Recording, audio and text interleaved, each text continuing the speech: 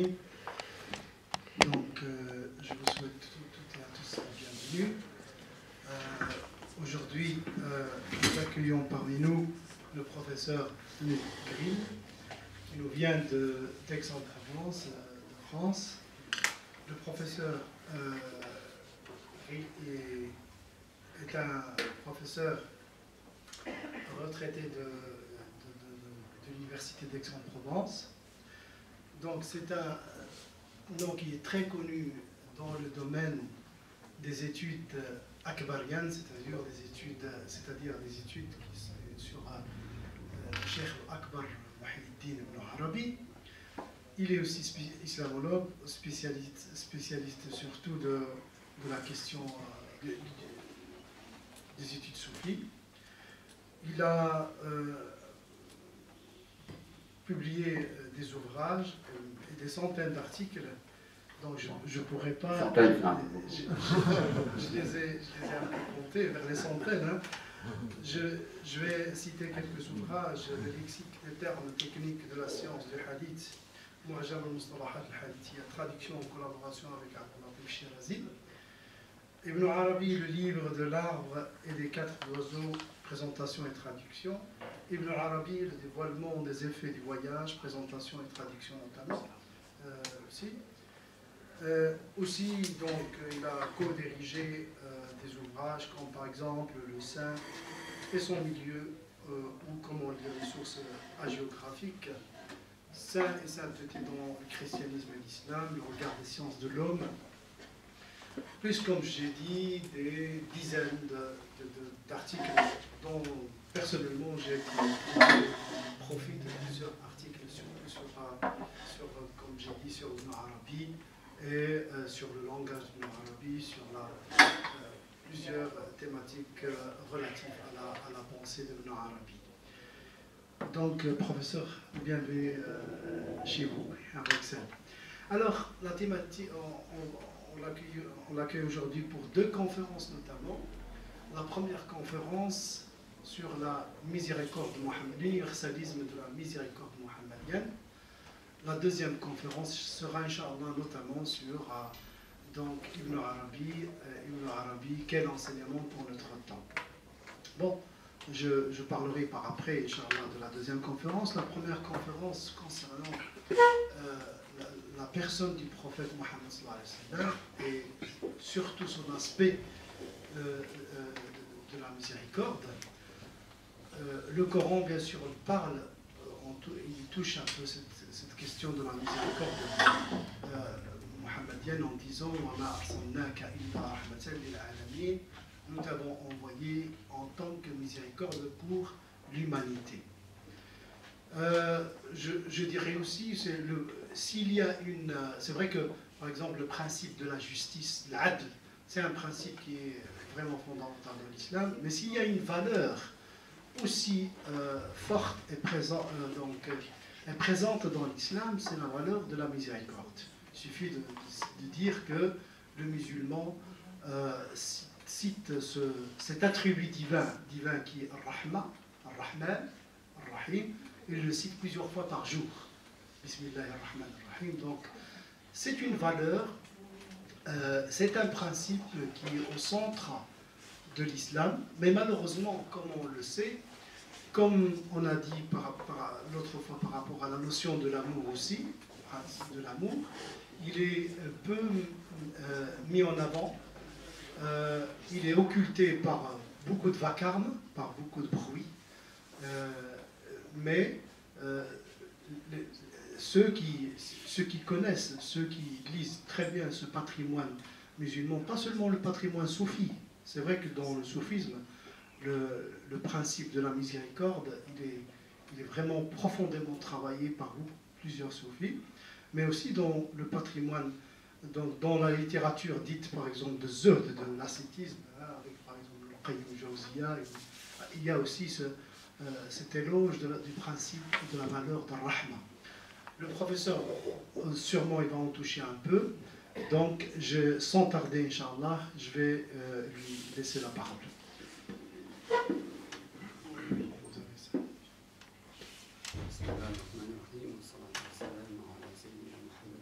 المبعوث رحمة للعالمين وعلى آله وصحبه أجمعين.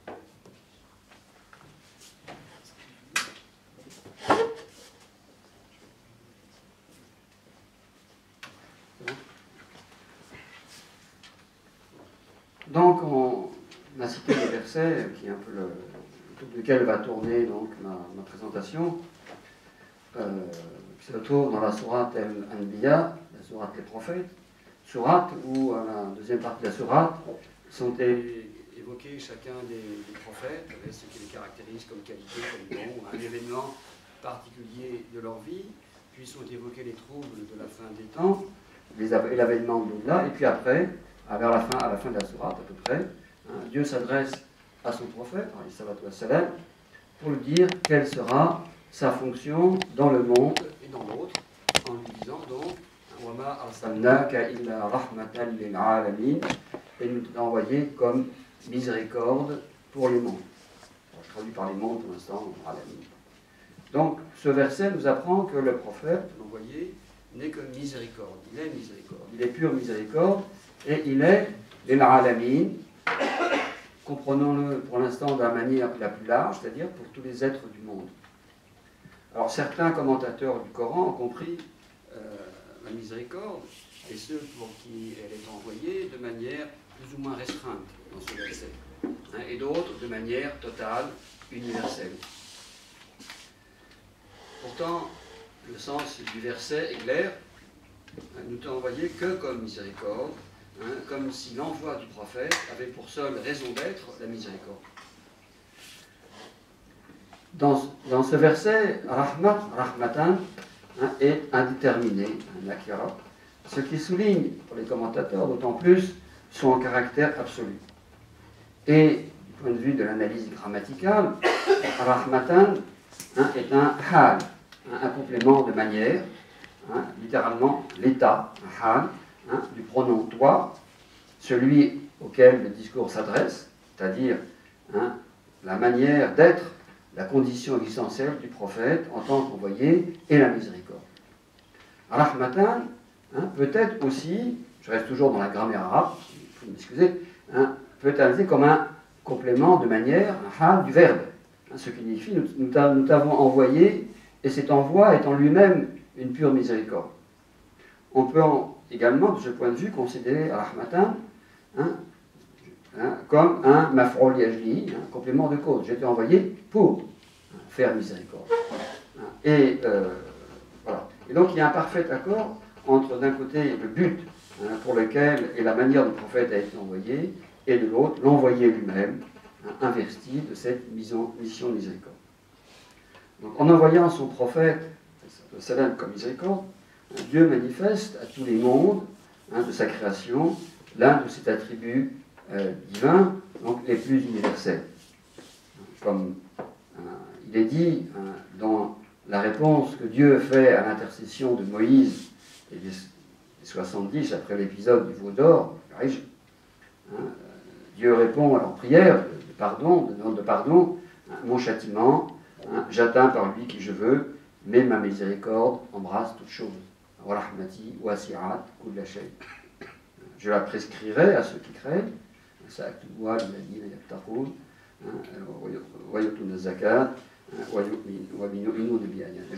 la prescrirai, donc l'obligation, je la prescrirai, à ceux qui craignent, versent le monde, et ceux qui croient dans le signe.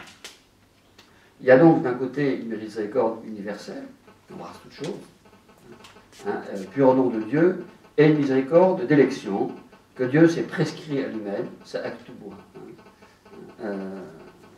Ce qui signifie, c'est exactement ce que signifient les deux noms divins de la Basmala, Ar-Rahman, Ar-Rahim.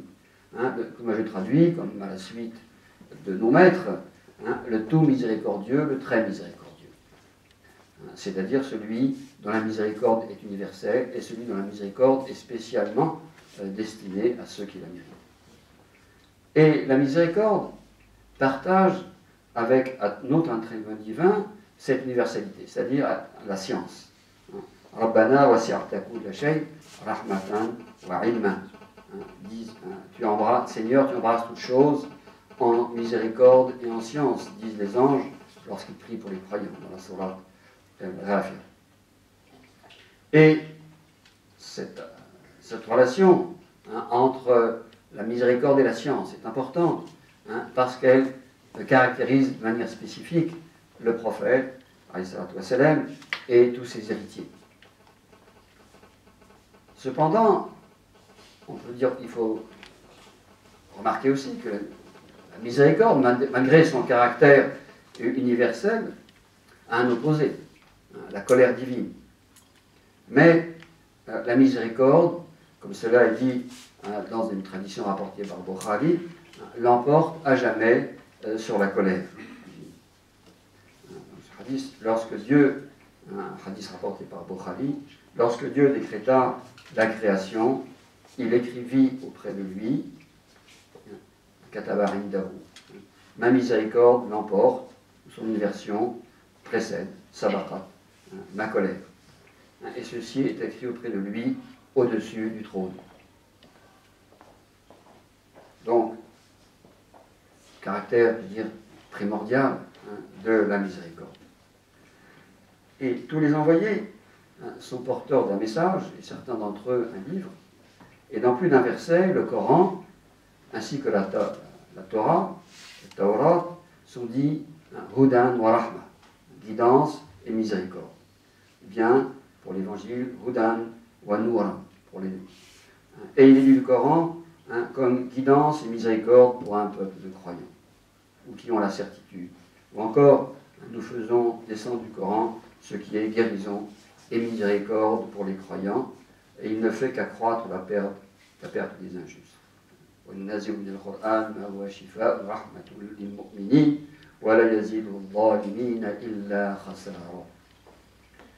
La révélation, en effet, fait la différence entre croyant et incroyant, et a une fonction de discrimination, de séparation, de furqan entre les hommes. C'est pourquoi les miséricordes pour les croyants en particulier, et les distinguent des incroyants.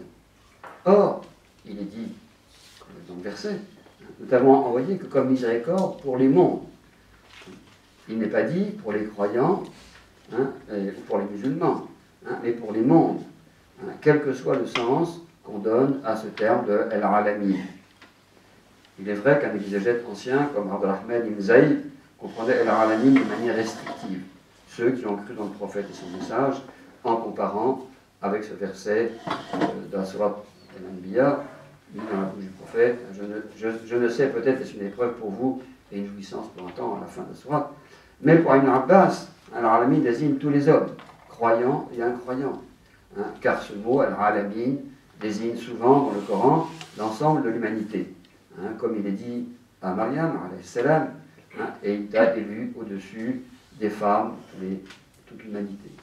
Stafa, car Al-Nisa, Al-Alamin. Pour les croyants, l'envoi du prophète est miséricorde dans ce monde et dans l'autre.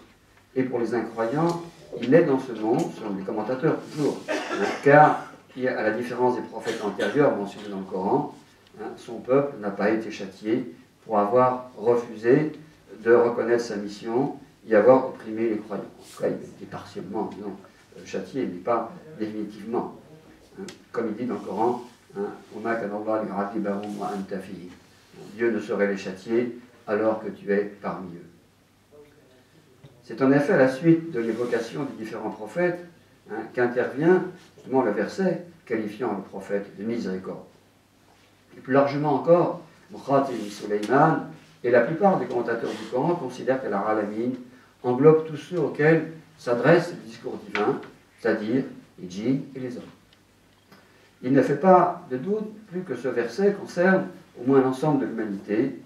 Ceci, on le rapproche de cet autre verset qui font l'universalité de la mission du prophète. Nous te t'avons envoyé qu'à l'ensemble des hommes. Comme annonciateur de bonnes nouvelles, avertisseur, mais la plupart des hommes ne savent pas. Cette dernière phrase, suggère que l'universalité de la mission du prophète ne sera pas totalement reconnue dans ce monde. En effet, la mission du prophète se limite-t-elle au monde des hommes? Dans le Coran, Al-Alamin peut désigner l'ensemble des êtres. Toujours est-il que les mondes embrassent ce monde et l'autre, car c'est dans l'autre monde que se manifestera avec la plus grande évidence l'universalité de la mission et de la miséricorde du prophète. Le prophète n'a-t-il pas annoncé « Je suis le Seigneur des hommes le jour de la résurrection » ou encore « Je suis le Seigneur des fils d'Adam » soit dit sans faire j'ai traduit ces deux phrases au présent, non pas au futur. Parce qu'on pourrait traduire au futur dans la perspective de la résurrection, quelque chose qui va venir plus tard. La phrase est une phrase nominale, donc elle est une phrase au présent. C'est une affirmation immédiate, et elle annonce un fait actuel qui inaugure dans le hadith, le long hadith de l'intercession, le hadith al-Shafa', où les hommes terrifiés le jour du jugement recherchent successivement l'intercession de tous les prophètes.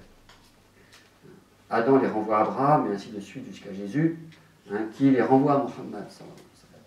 Alors que chacun s'écrie Nafsi, Nafsi, mon âme, le prophète lui s'adresse à Dieu en disant, comme vous savez, Ummati, Ummati, ma communauté, ma communauté. Et par son intercession, le prophète fait sortir de l'enfer tous ceux dans lesquels, selon le hadith, réside ne serait-ce qu'un poids infime de foi.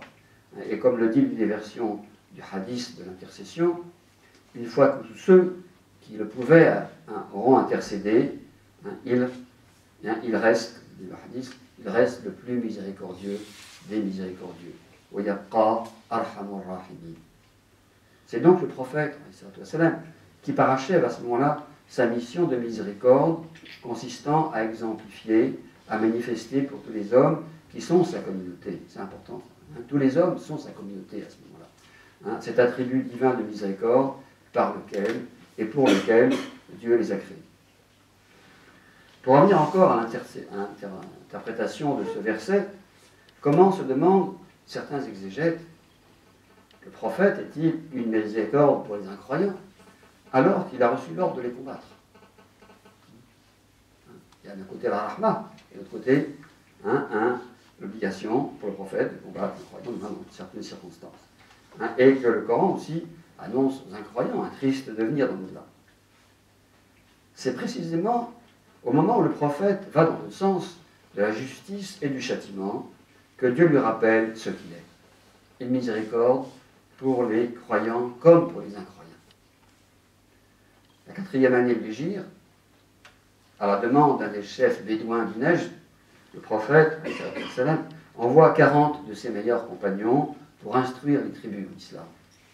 Or, 3 d'entre elles, Riyad, Rakwan et Rosaya, attaquent les compagnons par traîtrise et les tuent tous, sauf un qui réussit à revenir à Médine. Très profondément affligé par cet acte par la perte de ses compagnons et par cet acte de traîtrise, le prophète appelle la malédiction divine contre ces tribus dans la Dora al-Qunut. Et à ce moment-là, Dieu lui fait savoir par l'intermédiaire de Jibril, Dieu ne t'a pas envoyé comme lanceur d'imprécations et de malédictions. Ma barathaka sabbaban wala la'ana. La'ana, en arabe, veut dire, ça veut dire aussi, comment parler, éloigné. Abrada, tarada. Et telle est, selon certains, la cause de la révélation de ce verset. Je ne pense pas. Là, on est dans un contexte médinois, alors que le verset de la Sourate Al-Anbiya est dans un contexte mécois. Mais, bon, selon certains, ils rapprochent cet événement du verset Wa ma arsalnaka illa rahmatan lil alamin. C'est-à-dire, ne rejette pas loin de ma miséricorde, mais peu importe, le sabab nuzul, de sorte. Ne rejette pas loin de ma miséricorde vers ceux à qui je t'ai envoyé, vers qui j'ai été envoyé. Et d'ailleurs, le prophète commence à prier pour que Dieu guide ses tribus, qu'il les guide vers la vérité. Et c'est ce que le prophète lui-même avait déjà fait lors de la bataille d'Uhud. Au moment critique, où les Qurayshites semblaient l'emporter, Abdallah ibn Mas'ud raconte C'est comme si je voyais encore le prophète frappé par son peuple, couvert de sang. Il disait, en essuyant le sang de son visage, « Seigneur, pardonne à mon peuple, car ils ne savent pas. »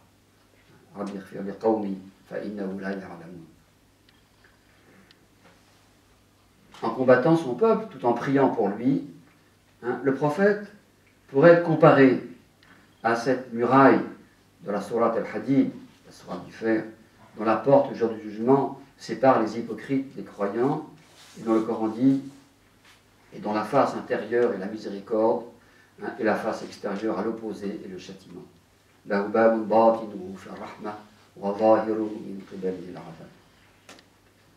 En effet, la justice et la rigueur divine sont une réalité. Mais invoquer Dieu contre les incroyants et les pécheurs, c'est attirer sur eux le châtiment divin et aggraver encore leur désobéissance et leur rébellion contre Dieu, et se rendre d'une manière coupable de cette aggravation.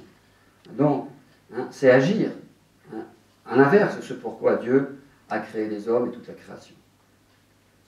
Et tous les prophètes ont été confrontés d'une manière ou d'une autre à cette perplexité que provoque chez le croyant l'opposition entre miséricorde et châtiment.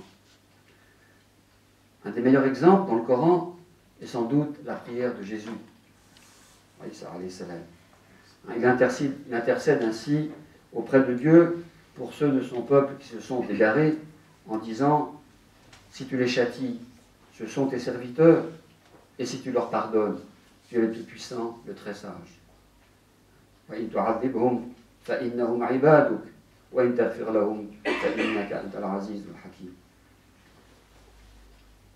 Or, deux hadiths nous montrent le prophète, reprenant à son compte cette invocation christique. Selon Abu Dharr al-Ghifari, le prophète pria la nuit jusqu'à l'aube en répétant ce verset.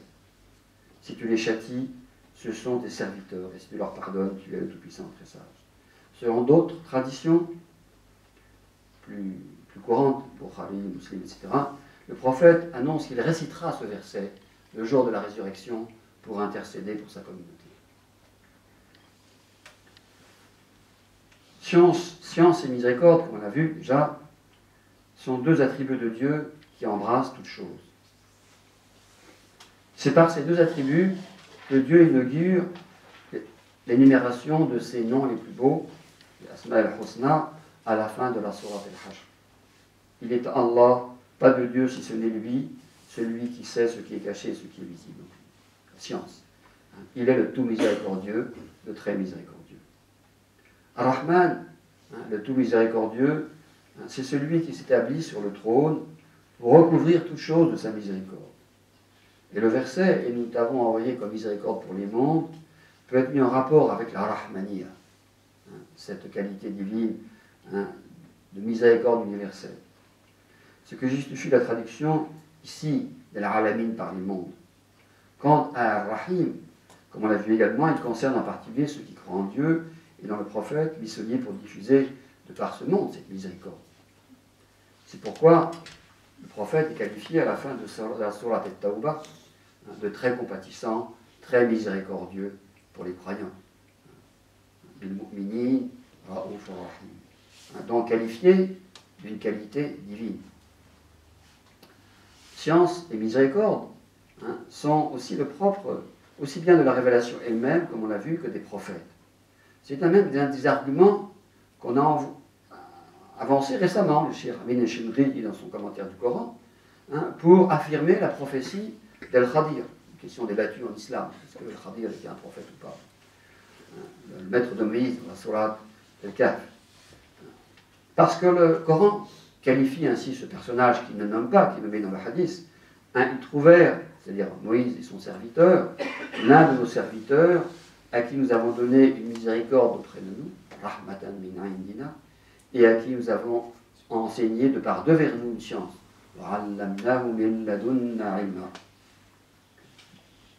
N'est-ce pas Al-Khadir qui révèle à Moïse la miséricorde cachée dans ses actes en apparence contraires à la loi, mais en réalité destinés à en révéler le sens profond.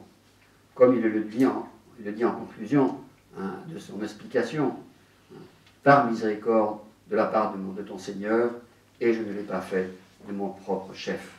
Rahmat, à propos du mur, un trésor destiné aux deux orphelins, par miséricorde. Rahmatan min rabbika wa ma fa'altu an amri. Cette histoire, qui est parmi toutes les significations dont elle est chargée, l'histoire de Moïse et le Khadir, qui se situe à l'exact milieu du Coran, enseigne comment la dureté apparente ou le caractère inexplicable en immédiat des épreuves recèle une miséricorde finale. Ainsi, les savants, qui sont, selon la tradition, les héritiers du prophète, doivent-ils réunir pour mériter ce titre science et miséricorde, l'un n'allant jamais sans l'autre.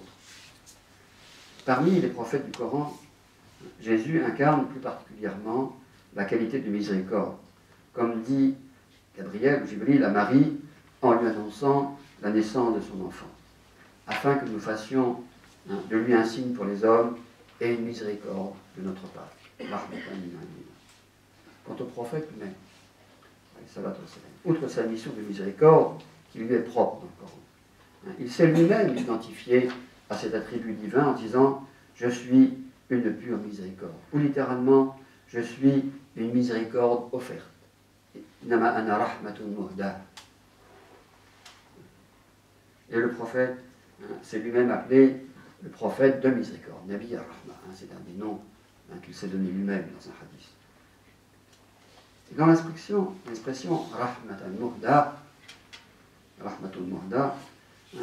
muhda vient du verbe ahda, qui veut dire donner sans attente de contrepartie, gratuitement, à la dire.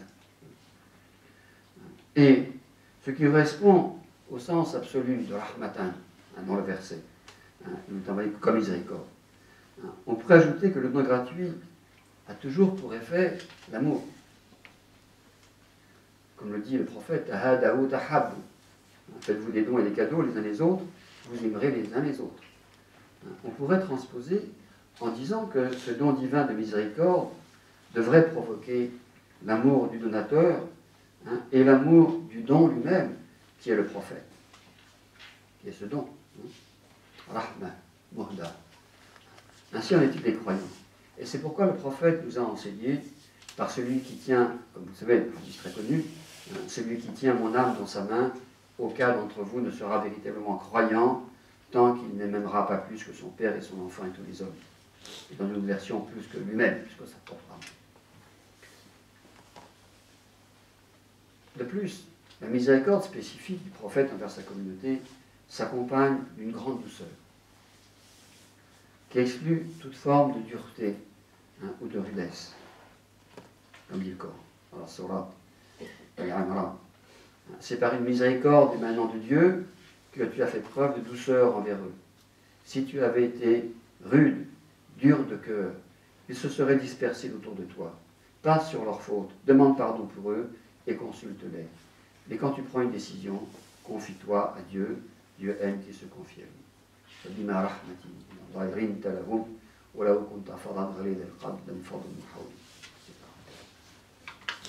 Ce verset a été révélé, comme vous le savez, à propos de la bataille de Uhud. Alors que certains compagnons n'avaient pas suivi le premier avis du prophète, qui n'était pas l'avis de sortir de Médine, et que d'autres ensuite avaient désobéi à son ordre, les fameux archers qui avaient quitté leur poste, et qui donc ainsi avaient entraîné la mort de nombreux musulmans. Il y a bien évidemment dans ce verset un modèle à suivre pour tous ceux qui sont en charge des musulmans, aussi bien dans l'ordre temporel que spirituel. Comme le rappelle ce verset, c'est par la miséricorde que Fabima rahmatin min Allah, par la miséricorde de la part de Dieu, c'est par la miséricorde que Dieu a mis en lui que le prophète a été pour les croyants un bon modèle, uswatun hasana, pour ceux qui espèrent Dieu et les jours derniers et invoquent Dieu sans cesse. Si Dieu reste pour nous inaccessible, dans l'absolu de son essence, il se révèle à nous par l'intermédiaire de ses noms et de ses attributs, transcendant dans leur réalité divine, les proches de nous et semblables de leur signification, et analogues dans leurs effets. C'est ce que nous enseigne le prophète, d'après Abu Huraïra. Dieu a divisé la miséricorde en 100 parties. Il a gardé auprès de lui 99 parts et en a fait descendre une sur la terre. C'est par cette part, cette centième, donc pas, que les créatures se font miséricorde les unes aux autres, jusqu'à la jument qui lève son sabot de peur de toucher son poulain. C'est pourquoi, de même que la miséricorde est descendue sur la terre, elle remonte vers Dieu, comme le dit le hadith bien connu. Faites miséricorde à ceux qui sont sur la terre, vous fera miséricorde celui qui est dans le ciel.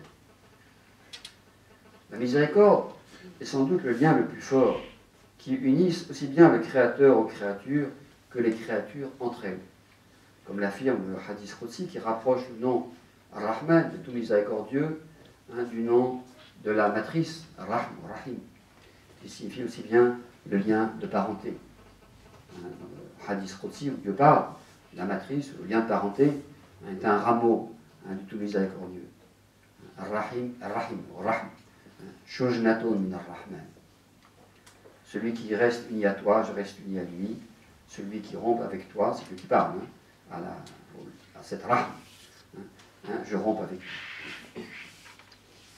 Le prophète donne lui-même l'exemple de cette miséricorde attachée aux liens familiaux, tout en la rattachant, comme toujours, à son origine et sa finalité divine. Un chef bédouin, voyant le prophète embrasser son petit-fils El-Hassan, lui déclare plein de fierté et de dureté en même temps, à la bédouine.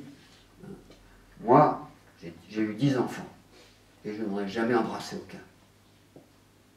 Le prophète lui répond, celui qui ne fait pas miséricorde, ne lui est pas fait miséricorde. Le prophète a enseigné à ses compagnons une miséricorde qui s'étend non seulement aux êtres humains, mais aussi aux animaux. Plusieurs traditions montrent des animaux se plaignant au prophète, principalement des mauvais traitements infligés par des hommes. Au cours d'une expédition, un homme ayant pris des œufs à un nid de passereaux, l'oiseau vint volter au-dessus de la tête du prophète. Alors le prophète demande à ses compagnons, qui d'entre vous a fait du tort à cet oiseau en prenant ses œufs? Un compagnon se désigne et lui dit, rends-les-lui par miséricorde pour lui. Rahmatan lahu. Le prophète qui incarne lui-même cette miséricorde ne se contente pas d'inculquer une telle attitude miséricordieuse à ses compagnons. Il veut aussi leur faire comprendre comment une telle attitude de miséricorde, qui est par ailleurs profondément ancrée dans la nature des hommes, la nature originelle et pure des hommes, constitue un vecteur de connaissance de la réalité divine, dans son aspect à la fois transcendant et proche, puisqu'il va jusqu'à comparer la miséricorde divine à la miséricorde d'une mère pour son enfant. Et non seulement pour son enfant, mais pour tous les enfants. Car la miséricorde est toujours de nature universelle. Alors, par Omar ibn Khattab, un groupe de prisonniers de guerre, de Sabi, est amené au prophète. Et parmi ce groupe, une femme avait les seins gorgés de lait. Et quand elle trouvait un des enfants du groupe, elle le prenait contre elle et l'allaitait. Le prophète, sallam, lui dit, c'est Omar qui parle, pensez-vous que cette femme jetterait son enfant au feu? Non, lui répondit nous, si elle peut l'éviter. Dieu, nous dit-il alors, est plus miséricordieux que cette femme envers son enfant.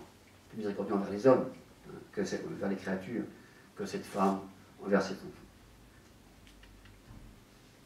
Donc il y a une manière très, très humaine, on peut dire très anthropomorphique, de représenter cette miséricorde divine universelle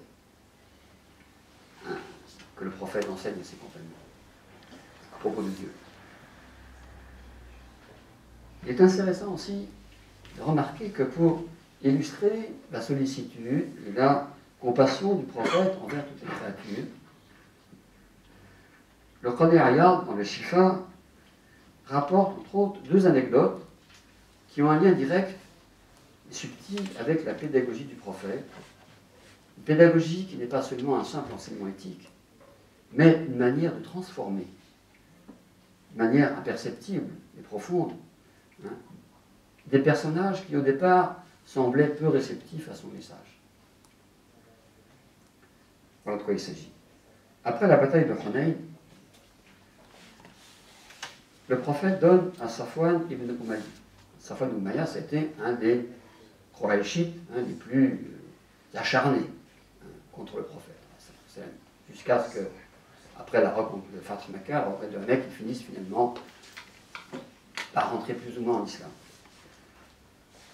Donc, après cette bataille, le prophète donne à Safwan ibn Umayya 100 chameaux.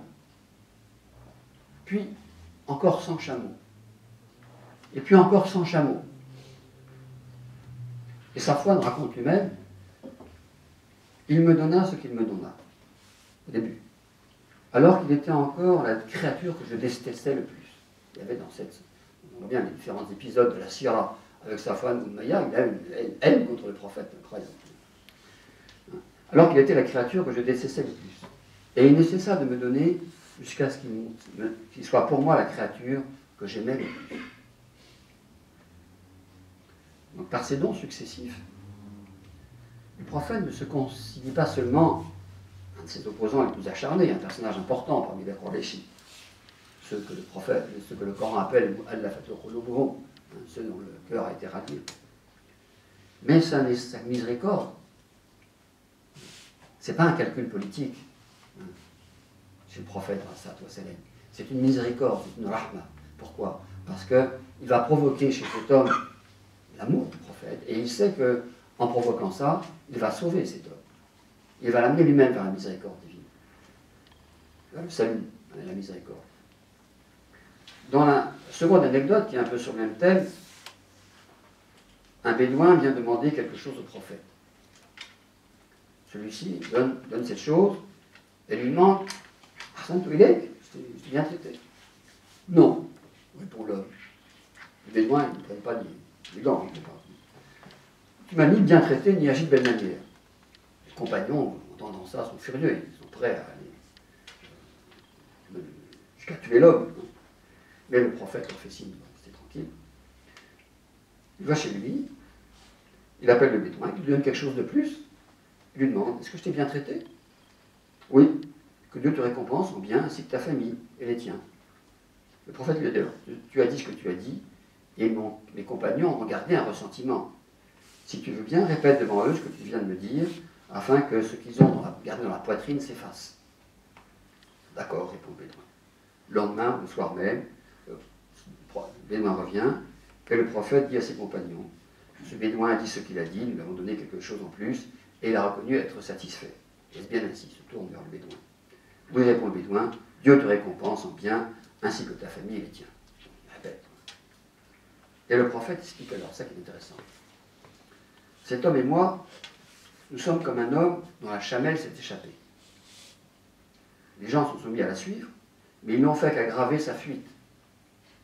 Son propriétaire les a rappelés en disant « Laissez-moi avec ma chamelle, je sais mieux m'y prendre avec elle que vous, et je la connais mieux. » Il prend alors quelques grains d'herbe, la fait venir à lui, il met sa selle et le monte. Il dit à ses compagnons, si je vous avais laissé là où l'homme a prononcé ses premières paroles et que vous l'aviez tué, le fureur, il serait rentré en enfer. Donc, par cette conduite, cette parabole, le prophète montre à ses compagnons la voie de la miséricorde.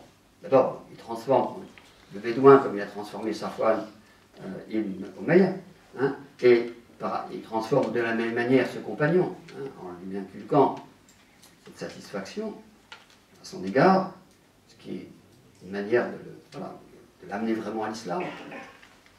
Et il éduque aussi ses compagnons à agir avec miséricorde, à penser à la miséricorde. Il ne s'agit pas de se venger comme ça, immédiatement. Il faut se conduire les hommes vers leur salut. Et un des maîtres anciens, pour arriver vers une conclusion, oui, je ne suis pas trop long, un des maîtres anciens du soufisme, pas très connu par ailleurs, Abu Bakr al-Tahir, a donné de ce verset « Wa ma arsalnaka illa rahmatan lil alamin » un beau commentaire que cite Sulami dans les Haqa'iq al-Tafsir. Il dit ceci: Dieu apparaît Mohammed de l'ornement de sa miséricorde. Son existence est miséricorde. Le regard qu'il porte sur un être est miséricorde. Sa colère, sa satisfaction, le fait qu'il rapproche ou éloigne une personne, toutes ces vertus et qualités sont une miséricorde pour les créatures. Celui qui est touché par sa miséricorde est sauvé dans ce monde et dans l'autre et parvient à tout ce qu'il aime. Ne vois-tu pas que Dieu a dit « Et nous t'avons envoyé comme miséricorde pour les mondes ». Sa vie et sa mort sont une miséricorde. Comme a dit le prophète sur le sur la paix, lorsque il cite ce hadith, un hadith qui est rapporté par Muslim par ailleurs, lorsque Dieu veut faire miséricorde à une communauté, il rappelle à lui son prophète avant elle et fait de lui son prédécesseur et son antécédent. Faja'alahu laha faratan wa salafa. Ce maître, donc Abu Bakr al-Tahir, comme tous les spirituels de l'islam, évidemment, a une vision universelle de la miséricorde mohammedienne. Il fait allusion dans ce commentaire au double aspect de la miséricorde sur deux plans qui se rejoignent. Il évoque d'un côté la miséricorde qui enveloppe tous les êtres et celle qui est spécialement destinée à celui qui est touché par sa miséricorde, comme il a dit. De l'autre, il fait allusion à un hadith où le prophète évoque sa nature très humaine, sa bachariya, avec toute sa faiblesse, mais qui ne reste pas moins marquée comme telle par la miséricorde. À tel point que ce qui peut sembler à l'inverse de la miséricorde se transforme chez lui immédiatement ou inévitablement en miséricorde. Le prophète, en disant en effet « Ô mon Dieu, je ne suis qu'un homme. S'il arrive que j'injure, maudisse quelqu'un, lui donne un coup, fasse que ce soit pour lui une purification et une miséricorde. Donc si il m'arrive de me laisser aller à ma nature humaine ordinaire, et que je cause le moindre tort à quelqu'un, transforme ça. Transforme ça en miséricorde, en rahma. Purification, zakat. Donc c'est une miséricorde transformatrice.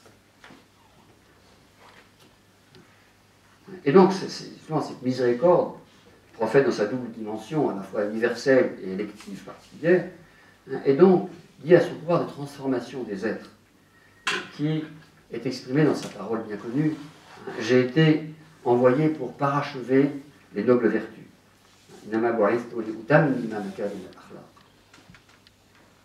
C'est-à-dire, comme l'explique Ibn Arabi, pour faire le passage à la conférence suivante, pour transformer, ça c'est une explication propre à Ibn Arabi, on comprend ainsi le tatmim, le parachèvement des belles vertus, pour transformer ce qui est négatif dans l'homme en positif.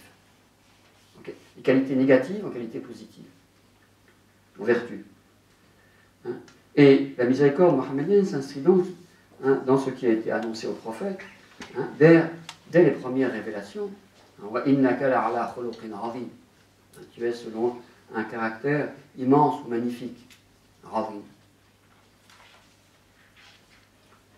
Et comme l'a explicité son épouse Aïcha,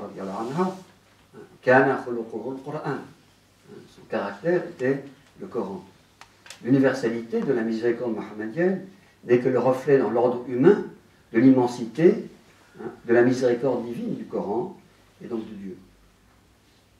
Son immensité inclut et résorbe la dimension de châtiment et de rigueur qui est liée à l'injustice et à l'obscurité des êtres. Toutes les sourates du Coran, comme vous savez, on vous renseigne Bismillah ar-Rahman ar-Rahim, un nom de Dieu le tout miséricordieux, le très miséricordieux. Et la seule sourate qui ne débute pas ainsi,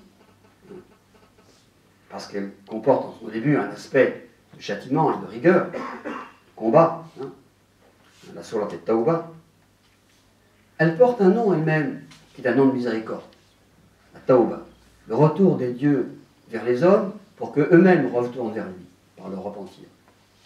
C'est le double sens de Tauba.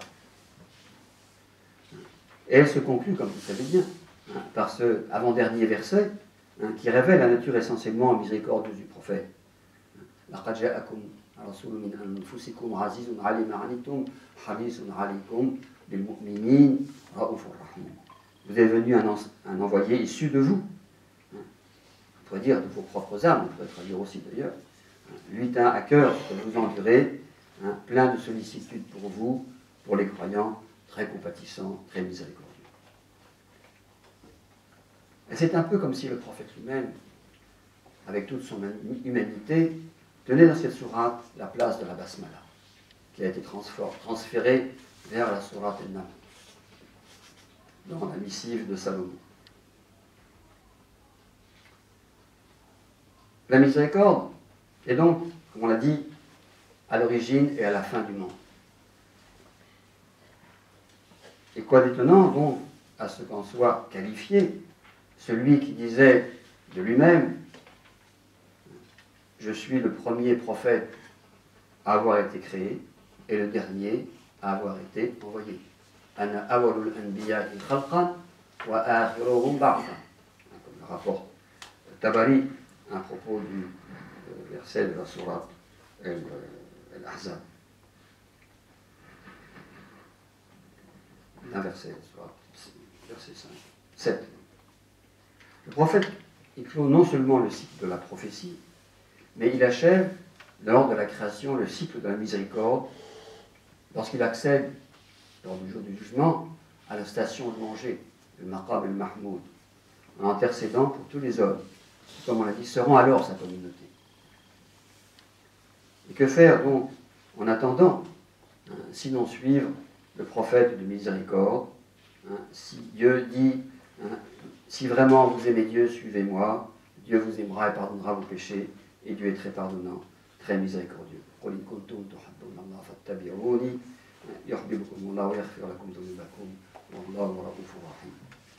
La violence, le châtiment même a une fin, mais la miséricorde, elle est infinie. Un grand merci pour cette conférence très riche et bien sûr elle est très intéressante dans la mesure où il a mis en évidence bien sûr la centralité de la miséricorde dans l'enseignement de l'islam, l'enseignement prophétique, et très intéressante aussi dans la mesure où il a aussi mis en évidence des nouvelles liaisons, surtout moi personnellement, cette concomitance entre al-Rahma wa al-Ilm, la miséricorde et la science. Et ça c'est très intéressant. Donc je présume que vous avez beaucoup de questions, Inch'Allah. Comme d'habitude, donc on ouvre l'occasion pour vous d'interagir avec le professeur. On va prendre plus ou moins 20 minutes en interaction. Après, il y a une pause. Bon, une pause assez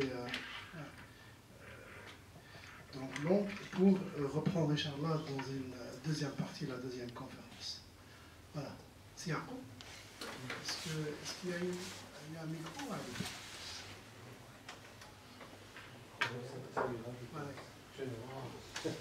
Je vais essayer. Non, ça ira. Sinon, je peux passer. Il y a le micro.